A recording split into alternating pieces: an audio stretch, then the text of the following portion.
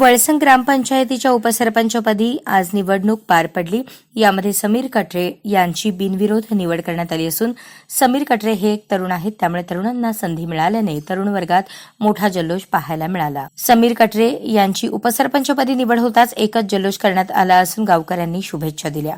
यावेळी सरपंच जगदीश आंटद, ॲडव्होकेट संजय गायकवाड, ग्रामपंचायत सदस्य श्रीशैल भुसणगी, बुडन कटरे, जावेद कटरे, यासीन कटरे, शफीक पटेल आदी मान्यवर उपस्थित होते। आज पुन्हा एकदा वळसंगमध्ये कटरे पॅटर्न सुरू झालं आहे।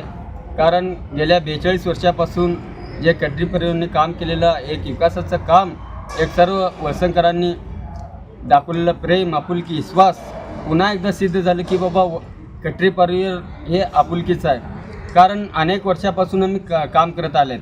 अशातला भाग नाही की काल जन्माला आलो आणि आज राजकारणात आलो।